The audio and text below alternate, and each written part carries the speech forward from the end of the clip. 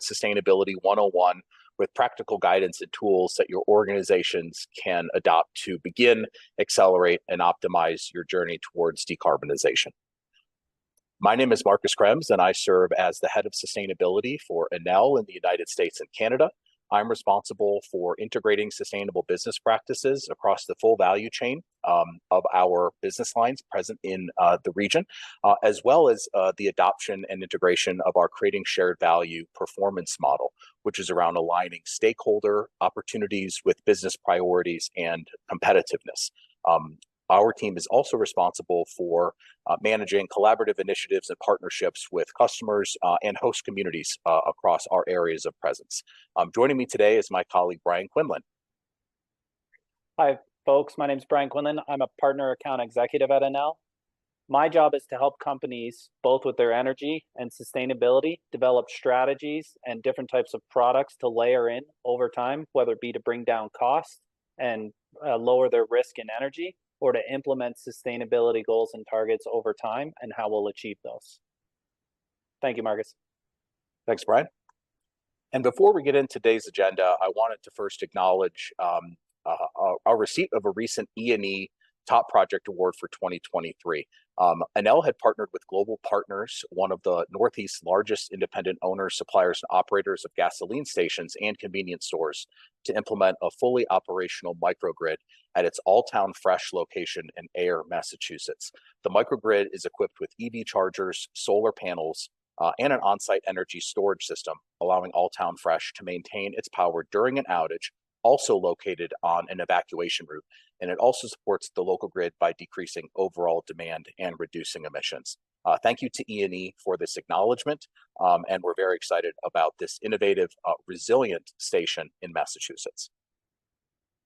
Today's agenda are going to follow four areas. We're going to begin with sustainability fundamentals that are going to be relevant for organizations that haven't yet begun their journey towards decarbonization, but will also provide some insights to organizations that have already started their journey as well. We'll also describe some factors that are driving organizations to act on sustainability. What are some of the major trends and forces that are present in the markets or policies that are really motivating organizations to accelerate or to adopt business practices that align with sustainable business practices? My colleague Brian will then provide you some very practical steps and solutions to consider as you pursue these steps. We'll follow with the Q&A. So to dive right in, just a little bit about Enel. Enel is a global leader in the energy transition. We, in the United States, are headquartered in Boston, Massachusetts, and have pledged to a zero carbon future by 2040. That represents nearly a $200 billion investment in clean energy by 2030, and is reflected by being the largest private player in renewable power, with nearly 10 gigawatts of installed renewable capacity in North America and nearly 60 gigawatts of installed renewable capacity globally. On the flexibility solution side, we are a world leader in demand response and the largest demand response provider in the United States, with nearly 5 gigawatts under management and nearly 5,000 site locations represented by that demand response portfolio. We do respond to and support many of the main indices, ratings, and ranking associations reflected here on this slide. So we also adopt many, if not all, of the same sustainable solutions and business practices that we're going to be discussing here today. We have a solutions portfolio that covers the full value chain of an organization's presence or footprint. That includes a blend of both on-site and off-site resources. We talked about low carbon or renewable energy supplies that can fit within an organization's risk management, economic appetite, and accessibility through retail energy supply, wholesale energy supply, and a blend of on-site and off-site solutions. It can also include electric mobility solutions in the form of fleet electrification or electric vehicle supply equipment and EV chargers, both level 2 and DC fast charging solutions as well. So whether or not your organization is interested in on-site or off-site solutions, or whether or not they're looking at retail or wholesale solutions, we are prepared and interested to support your organization simplify its journey to net zero. Shifting into sustainability fundamentals for your organization. I'll begin really with the basics of the triple bottom line scenario, which is environment, society, and economics. Where those three motivations and aspects overlap is what we are talking about when we describe corporate sustainability.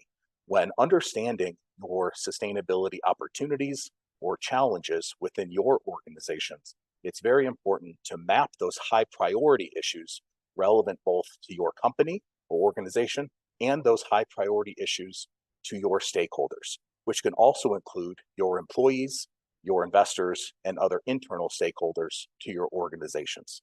We recognize that the risks and opportunities that are present today in 21st century businesses are rapidly evolving and are also providing opportunities for businesses to increase their competitiveness, to meet their customer and or stakeholder expectations, and create sustainable business value, while also migrating towards low carbon business models and meeting decarbonization or low carbon goals and objectives. Those objectives, targets, and goals must also be taken with a level of transparency and durable claims and communications that are really important to assure that your progress is being assessed, communicated, and also in some cases assured by third parties that address your progress towards those targets. There are many organizations that assess or rate companies' performance in these areas. And for companies who are just beginning to get started on that journey, it often makes sense to partner with organizations that have advisory or other knowledge insights to help guide or navigate with those organizations towards these triple bottom line objectives. Now, this, while a very busy chart, does depict the climate change physical impacts that have occurred since 1980. In 2022 alone, there were 18 extreme weather events resulting in losses of greater than $1 billion. Many risk-focused organizations anticipate that these types of physical climate events will only increase in intensity and frequency going forward, resulting in severe exposure to not just physical climate risks, but to the indirect impacts of these types of events. Now, climate change is not the only aspect that companies are considering when developing their decarbonization strategies, but this is just one major factor that is driving companies to understand their carbon footprints, to communicate across their full value chain, and to understand the options that they have available to access low carbon solutions or to redefine their business models to address these types of risks and remain competitive in an environment that is experiencing these types of severe activities. Now, when it comes to disclosure and communications across just the climate change spectrum, you can see here that since 2004, you've seen an almost exponential growth in the degree of disclosures that companies have taken around climate change risks and opportunities. In 2022, nearly 20,000 organizations just through CDP, the Carbon Disclosure Project, received disclosures from organizations across the globe. Now, a third of the world's largest organizations have made public net zero targets, but today, only less than 10% of those organizations are on track to meet those public net zero targets. So it's increasingly important that companies understand their impact, communicate that impact to their stakeholders, and to remain transparent related to their progress and degree to which they're meeting those goals and objectives. Now, don't worry if you're an organization that hasn't yet assessed their greenhouse gas inventory, or you've not published your disclosures to an organization like CDP.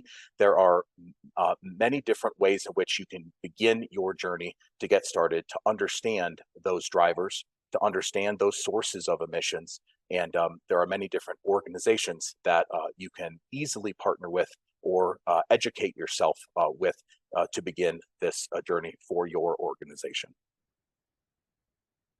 Now, within the area of communications and disclosures, it's not just about the voluntary aspects of climate change reporting. We are also beginning to see and have witnessed a shift into mandatory and regulatory climate change reporting, both in the United States and Europe, represented by the US Securities and Exchange Commission, or the European Financial Reporting Advisory Group, or EFRAG, and their recently published sustainability reporting standards estimated to impact nearly 50,000 organizations across the globe. So if you are an organization that has subsidiaries operating in the EU, or if you yourself are a subsidiary of an EU-held parent company, you may have exposure and obligations beginning in 2024 to assess and disclose management approach and or other qualitative disclosures related to environmental, social, and governance, or ESG aspects. On the accounting side, there are also the well-known Global Reporting Initiative, or GRI, governance and standards body that informs sustainability reporting for tens of thousands of organizations. That is a very well-known sustainability reporting organization. And then there is increasingly a consolidated effort known as the International Financial Reporting Standards, or IFRS, that has consolidated other efforts to inform financial materiality around sustainability. So whether or not you have not yet begun your sustainability reporting journey, or you're just trying to understand and navigate the landscape of sustainability disclosure to meet your stakeholder expectations, there are a number of initiatives that are now becoming mandatory for organizations to comply with beginning in 2024. And we would, of course, recommend that you educate yourself with knowledge products or with partner advisor organizations to help navigate this landscape and these changes that are affecting your sustainability and also your related energy strategies. Now, we'll begin to talk a little bit about that nexus between energy and sustainability. And to understand the language of energy and sustainability, we'll begin to address some fundamentals in greenhouse gas accounting. And those take shape in the form of Scope 1, Scope 2, and Scope 3 emissions. When we talk about Scope 1 emissions, we're talking about direct consumption of fuels within company-owned facilities and vehicles. So think of that as fossil fuel consumption and natural gas consumption within your organization. We'll also talk about Scope 2 emissions when designing and advising organizations on their decarbonization roadmaps and strategies. And within the Scope 2 aspect area, we are largely talking about purchased electricity. And finally, last but not least, Scope 3 emissions, which account for roughly 8 to 10 times the size of the sum of all Scope 1 and Scope 2 emissions for an organization. And there we're talking about both the upstream supplier aspect and downstream use cases or end-of-life aspects associated with your products, goods, services, or use, again, of your company's products.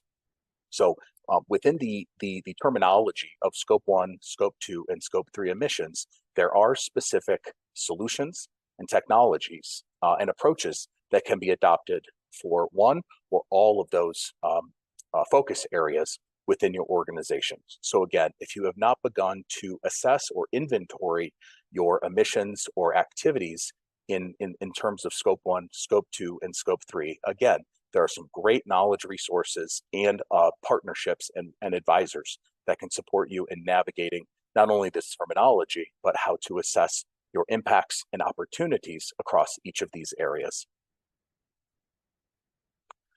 Again, the nexus around energy and sustainability is very strong, and many, if not most, organizations that have begun or are well down the path of their decarbonization journeys have had a very strong focus on energy and how energy plays a truly central role in advancing your sustainability objectives. Of course, it is not the only focus area that companies take, but it is one of the first, and it is one of the largest ways and levers that organizations can access to advance and mitigate impact and to improve performance, and that can also have real economic benefits to organizations. Those economic benefits can come in the form of risk management or direct benefits to companies that are accessing rebates or other types of revenue structures for their organizations. They can add resilience to organizations. Earlier, we talked about the resilient service station at Alltown Fresh. That is an excellent example of how microgrid, multi-technology solutions can be brought forward to add resilience to a business, but also to the broader community that business is serving. There are also a variety of co-benefits that can be designed into energy projects that can help influence the social impact or the social performance of local or host communities as well. That can look like investments in STEM education. That could look like investments in workforce and job creation programs. But there are a lot of ancillary or indirect benefits of investing in energy infrastructure and energy solutions within your organization as well. And of course, these types of investments in low carbon solutions do come with the primary benefit of reducing carbon emissions and specifically Scope 2 emissions within your greenhouse gas inventory, whether that be done through on-site activities or off-site solutions such as voluntary power purchase agreements or virtual power purchase agreements.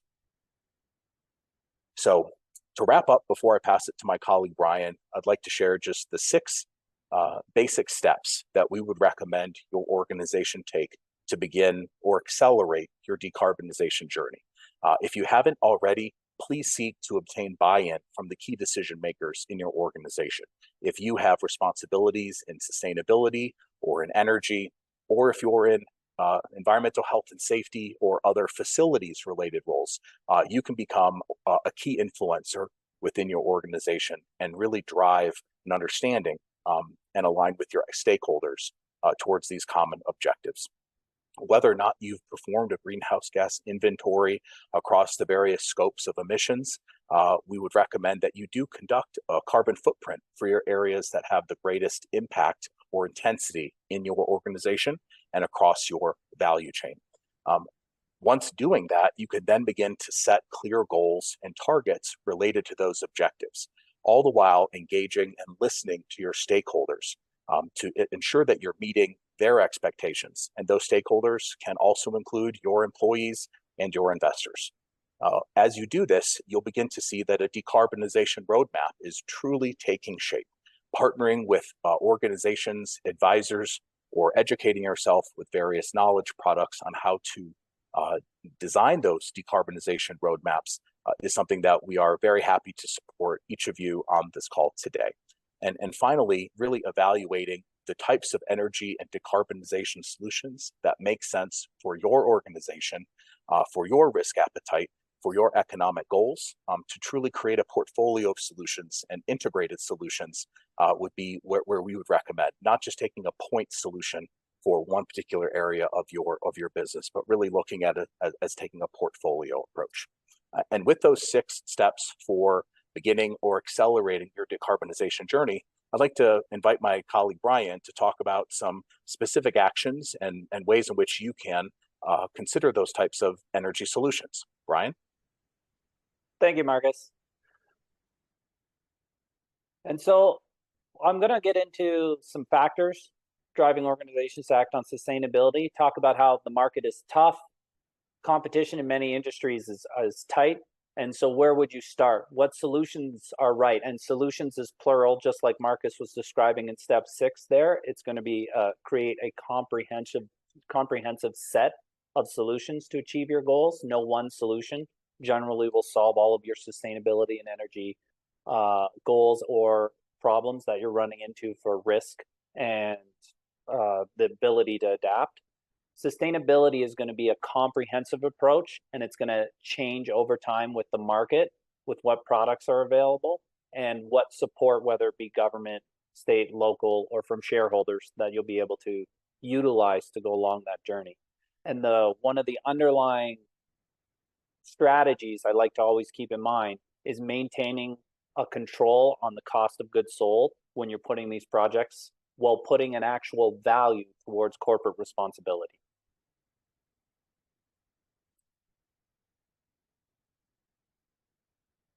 So right now, there seems to have been a tipping point at some point in time in the last 2 or 3 years for companies starting to talk about and implement and act on sustainability. This pressure is coming from all fronts. It's coming from customers, employees, shareholders, and from governments in new markets, as well as utilities and states. Some of this is actually bled into a new pressure point, which is coming from financing and the cost of financing and where your company is at in its sustainable journey. Large asset managers like the company BlackRock, you see the quote on the screen right now, and Ardian, who are leading the charge in defining the financial reasoning for actioning on sustainable projects, which is why I really like this quote that Larry Fink put up in the 2022 letter to CEOs. We focus on sustainability not because we're environmentalists, but because we are capitalists and fiduciaries to our clients. And I like that because it's putting sustainability as a market now, and it doesn't matter what industry you're in. You want to get in front of this. You want to be a leader in your industry on sustainability because it's going to gain market share, it's going to control risks, and hopefully increase profitability in the long run. The pressure on lending rates and the access to capital that's based on GHG goals is a new milestone we're seeing, and companies should keep that in mind as they're thinking about their long-term journey. So I wanted to go through what an example looks like, and I want to break a myth that sustainable projects are always on the cost side of the ledger and not the profit side. So if we look at some journey across the road here, we're going to actually stack some solutions. And as you see when we go through this, when you stack the solutions, we're going to see comprehensive additional benefit that goes along by intertwining your sustainability goals and your solutions to achieve a better financial outcome.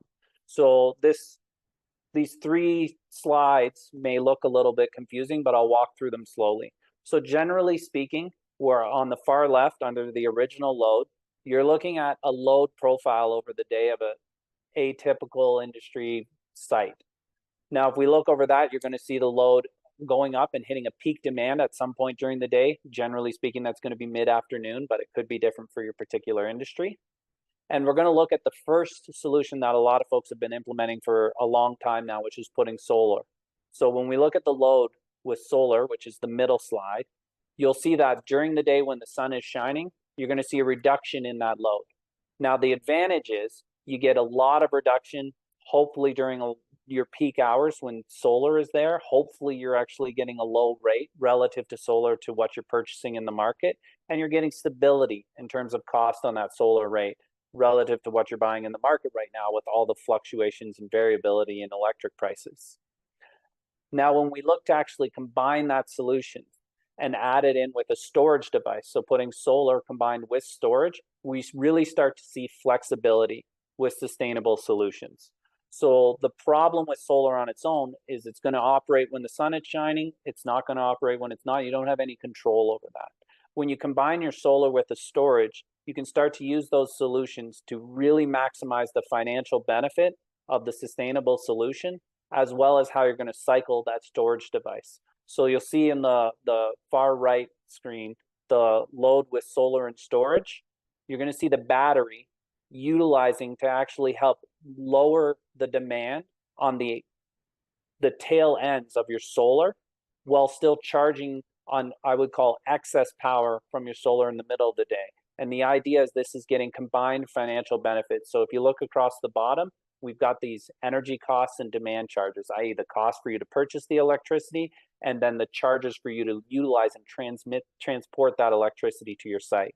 When you put solar in, you're going to get a big reduction in the cost of your electricity and a small reduction in your demand charges. When you start using a solar and storage device, you can really target that cost of electricity as well as the demand charges with a combined solution, and you see a compounding financial benefit. So I wanted to go back to this slide that Marcus had in the first section. And when we're talking about scope 1, 2, and 3, we're looking at emissions and where you need to abate and what will that specific strategy be to your specific industry. You're going to look to build a stacked set of solutions according to the timed capital allocation. That's a responsible approach for your specific industry and business, so you can create a competitive advantage in your industry. The idea is to achieve a strategic plan at opportune times to lower the cost of capital relative to your competition. Capturing any what I'm calling green market share or downstream greenhouse gas requirements to sell your specific product. So when you're looking at scope 1, 2, and 3, there's going to be a myriad of different solutions to achieve each of those goals, and how are you going to implement those in a competitive manner to your industry.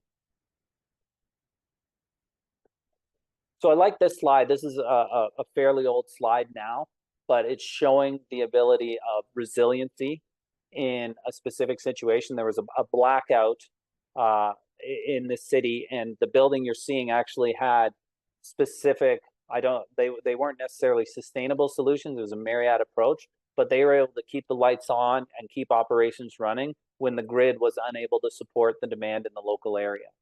So when I look at this, I think about the future and the past and where we're heading in the market.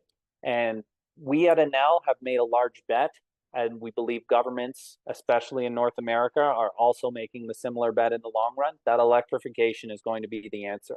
And that means electrification is going to be the answer across all of those scope emissions we just described, even if it is a combination of some other product that requires electrification to actually charge, operate, or implement that specific solution.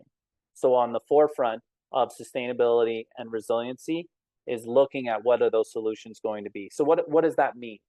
Well, there's headwinds that are going to be facing, which is, I think, what this specific screen describes. Is we're going to run into some near-term problems as we transition to electrification. One of those is the cost of capital we were talking about earlier. The high borrowing costs now with the recent extremely quick increase to interest rates. But that doesn't have to deter companies from participating in the market. There are solutions, which we're going to get into. There is government support, and there's the ability to use not your own capital, but actual companies who this is their primary business, and they want to put their own investment into creating sustainable solutions on your specific facilities. So look to partner with those companies who want to spend their own capital in a green industry and save your own capital to actually improve your own product and your own processes.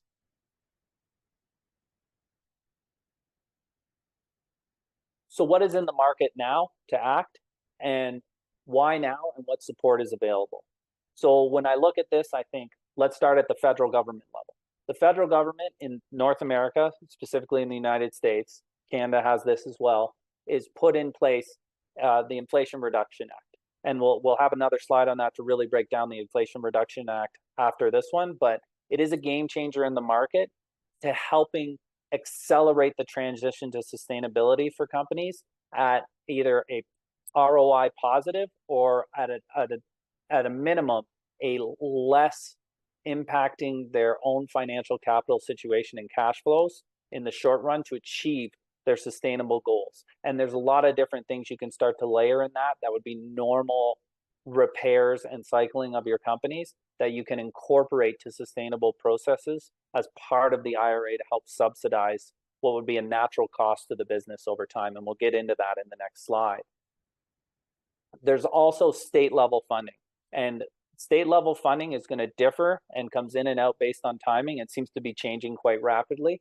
And so making sure you're in touch with some consultants, developers, or companies like Enel who are in touch with all the different states level fundings coming available, because you want to make sure that anything that is in your specific region that you can take advantage of to help transition, you'll be in a situation of knowledge to know whether that opportunity is right for you and your company in your industry.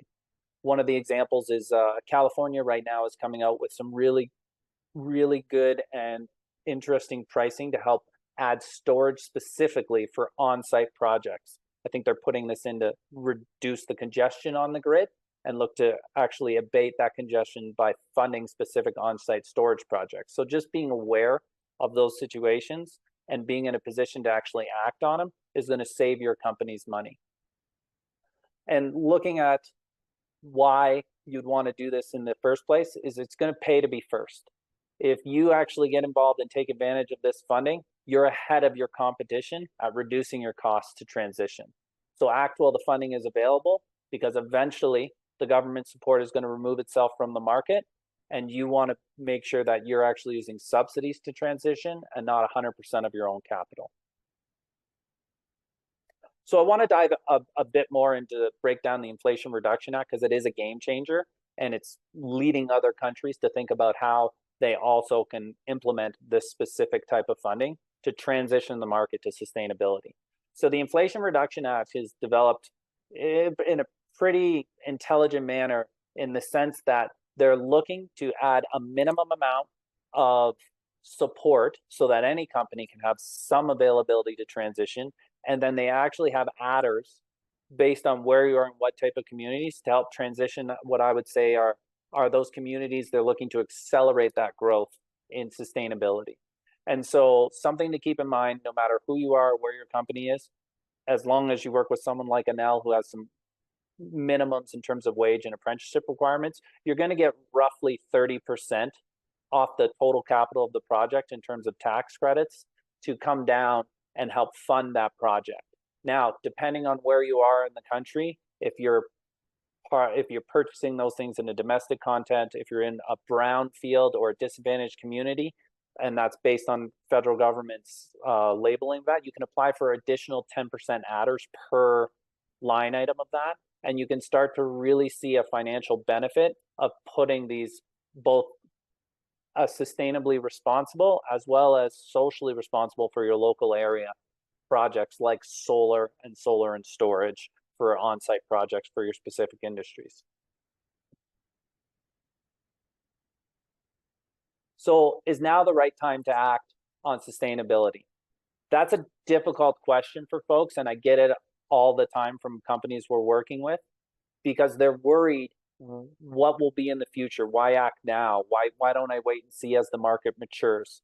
And that's true. However, over the past 2 years, hence early on when we talked about that tipping point for industries, there's been a lot of changes in the market, either from funding or the cost of energy, inflation, and the volatility in the markets that is driving companies looking for solutions, either as a combination of these problems or to sort any of them individually.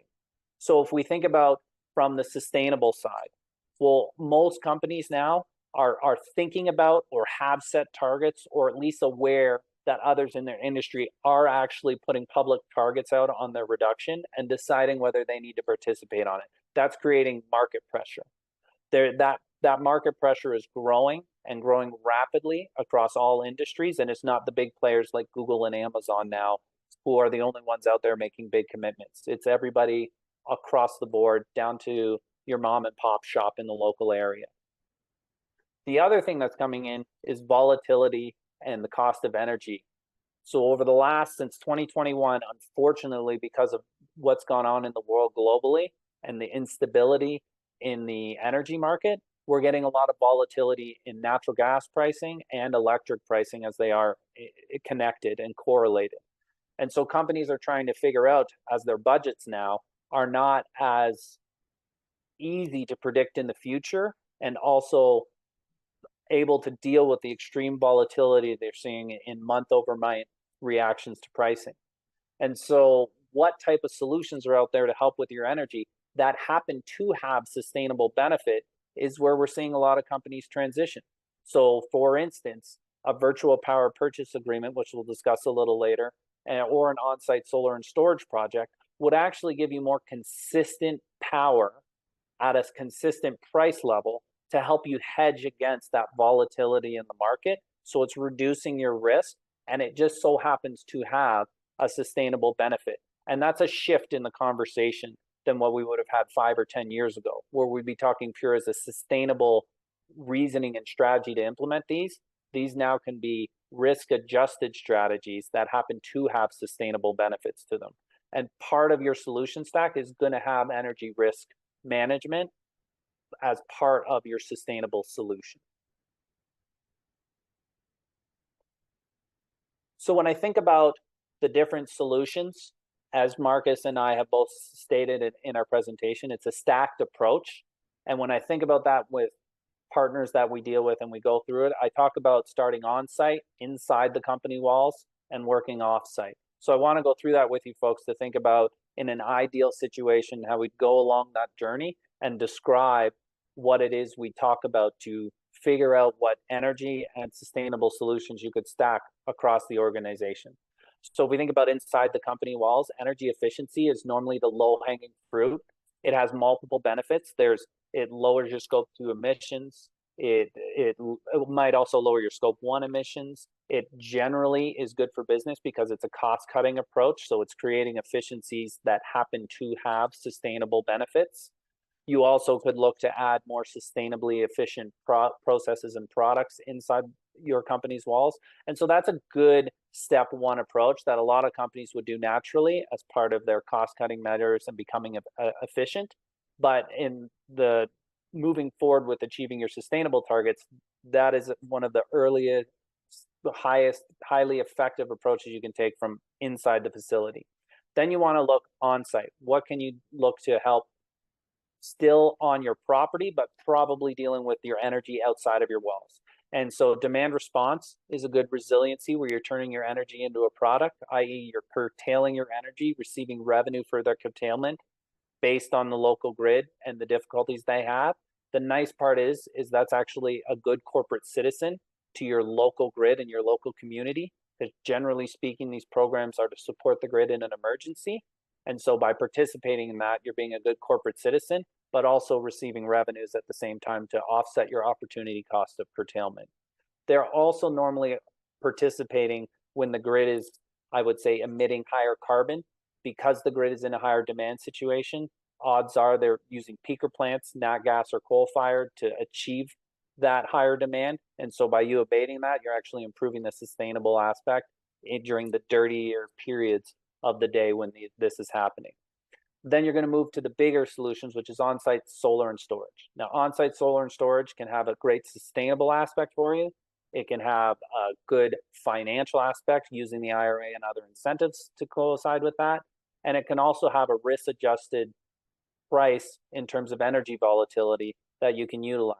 I see the solar as part of creating a power plant on your facility that is sustainable, and a storage device to using that solar in a flexible manner at the most opportune time to distribute that electricity that is going to lower your cost, or in some instances with demand response, receive revenue.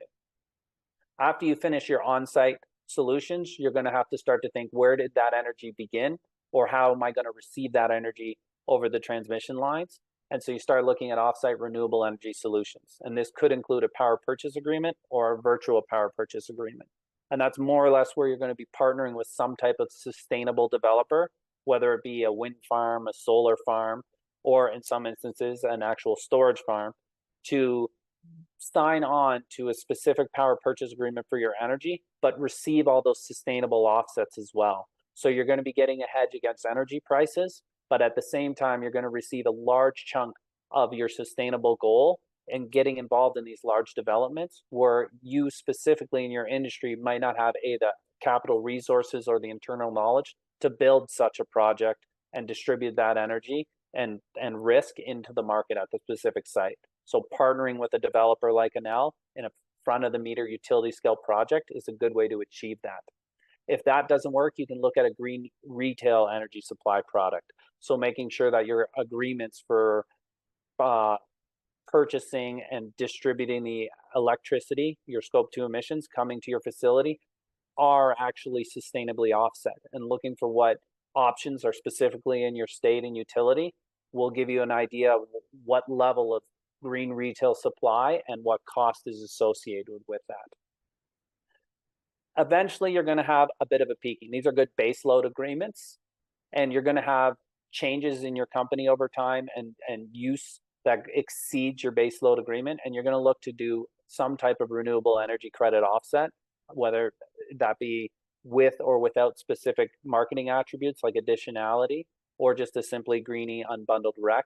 And that helps to connect with whether it be your developer or someone like Enel, which has a trading team, to help purchase those recs. And just like a peaker plant with energy, where you can kind of offset those growing demands your company has over time if you're involved in a long-term energy and sustainable project.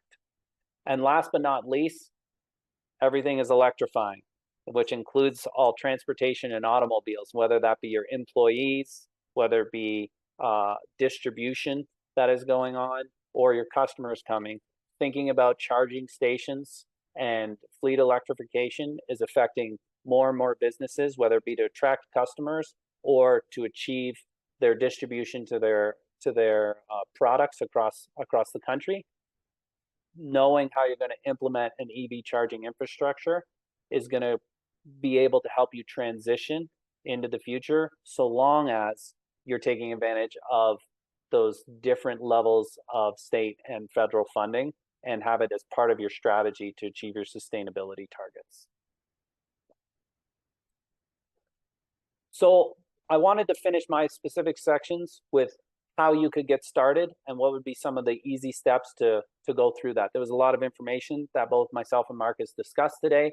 Hopefully you retained a good chunk of that, but if it was overwhelming, I wanted to give some steps on how you could start self-educating or getting in touch with folks to learn how to educate your company and your stakeholders to talk about sustainability and energy transitioning.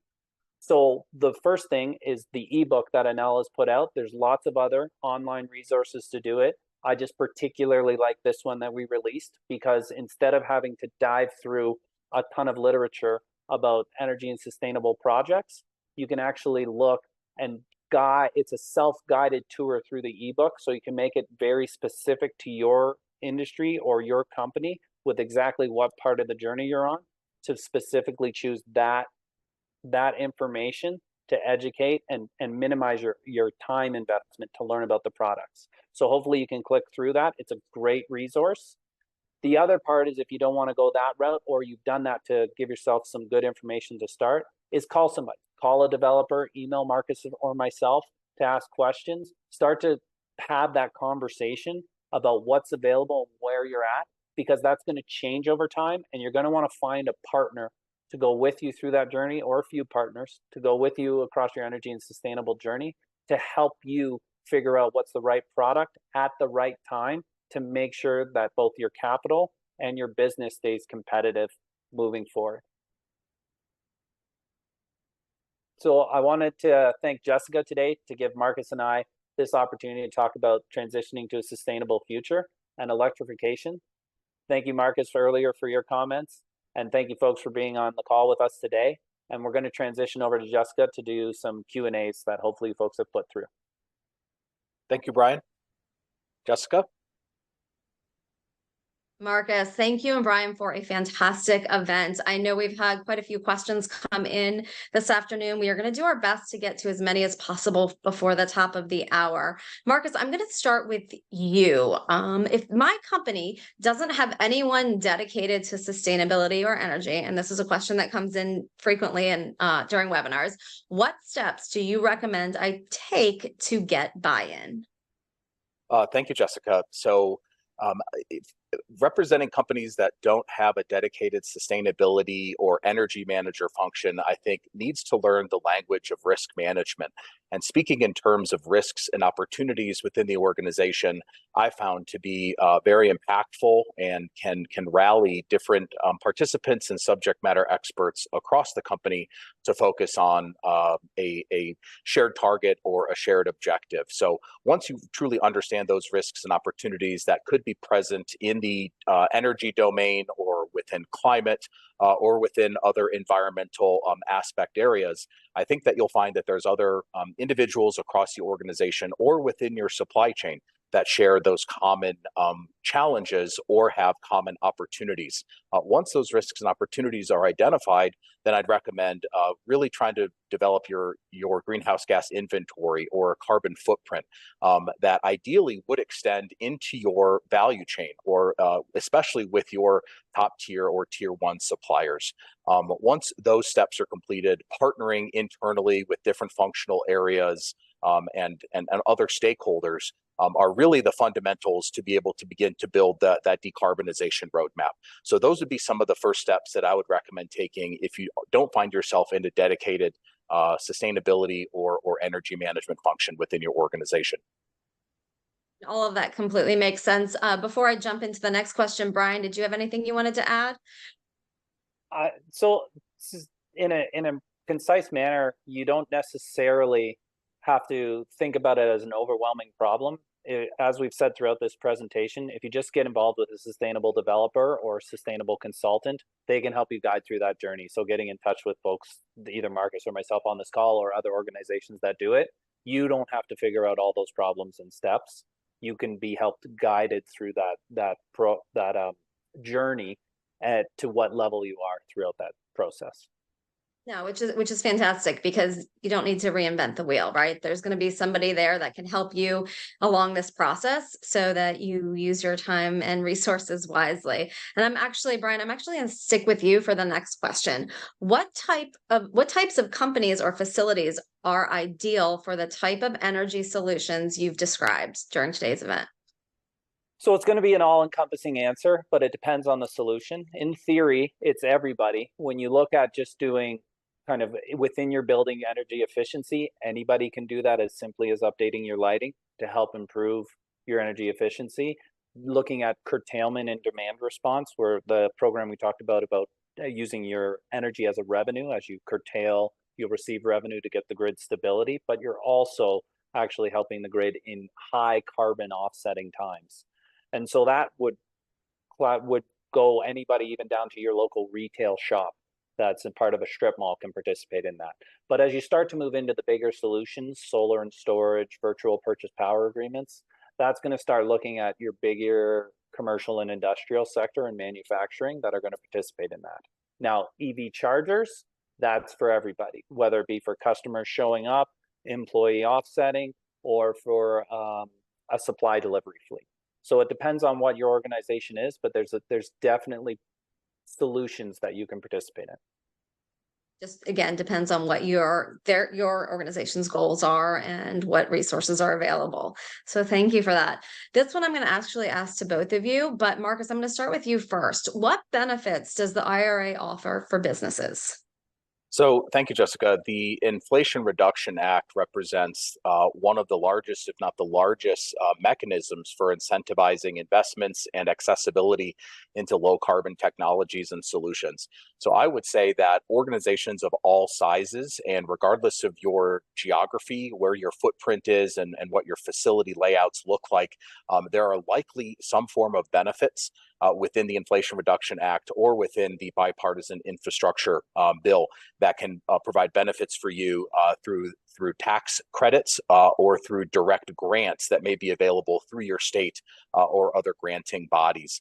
So in this instance, really partnering with an organization, with an advisor that can assist you in navigating those opportunities, understanding the tax credit mechanisms, and also understanding the forecast of availability of those types of low carbon solutions. For example, green hydrogen, which just last week there was major announcements about the DOE funding various hydrogen hubs across the country. So there is a lot coming on the horizon. There's already a lot of solutions today and technologies available today, but you're going to begin to see more accessibility and greater availability of these solutions as the IRA mechanism really begins to take hold across the United States.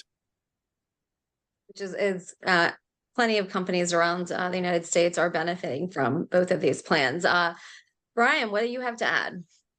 Marcus actually did a great succinct answer, or all-encompassing of what the IRA is and the DOE are providing out in the market. And I talked about this a little bit during the presentation, but Eventually, this type of funding is not going to be available in the market because the market is going to be up to a level where sustainability is in there. So if you don't take advantage of government subsidies, state subsidies, local utility subsidies to transition while the funding is available, then you best start to budget in the distant future to be fully capitalizing those projects on your own. And so my general rule is take advantage of the money when it is offered to give yourself a competitive advantage to implement these at lower cost. Great piece of advice. Wonderful piece of advice there. We are getting close to the top of the hour, so I think we probably will only have time for one, maybe two more questions. So obviously this webinar is called Sustainability 101. My company already has done a lot in sustainability. We actually already set emissions reduction targets and invested in solar and are now considering a PPA or power purchase agreement. So what are our next steps? What do we need to do next, Brian? Like what was described in the webinar, is call somebody, call someone like us, call an advisor, call a developer, start to educate yourself on what it is you're going to need to go through that process. And is that the right solution for you right now? Or is that a solution you should be working towards on X date to achieve your target? And a lot of it is going to be where you are in your budget process, where you are in your journey for sustainability, and what you need to do to accomplish that is a product you're interested in, whether it be a purchase power agreement or a virtual purchase power agreement along those lines. And using the tools like the ebook there, where you can self-educate instead of going out to a developer or going out to a consultant to go through that and really make sure that you get the most amount of value out of those conversations you have with third parties. Wonderful. And Marcus, before we wrap up, do you have anything to add? Absolutely. Thanks, Jessica. And I appreciate Brian's answer, and especially on the self-education. There's some really great tools and resources out there, including a variety of resources that Enel has published, but certainly there are other really great knowledge products available in the market as well. I would add that as for companies or organizations that have already begun their journey and have adopted efficiency or other low carbon technologies and solutions, is to make sure that you remain accountable for your progress against those types of targets and listen to your stakeholders. You could take steps towards disclosure or assuring that the claims that you've made around those goals and targets are durable. And so the accountability piece and the listening to your stakeholders and meeting your stakeholder expectations around progress and the speed at which you're attaining those goals and targets are becoming increasingly important for organizations. Enel did provide a copy of today's presentation in a PDF form as well as another document. So don't forget to download your copy of those. And if you are watching this on demand and still have questions for Marcus or Brian, please feel free to submit them and we will make sure that their team gets a hold of you. So again, thank you, Marcus and Brian and the team at Enel. It's always a pleasure to work with you guys.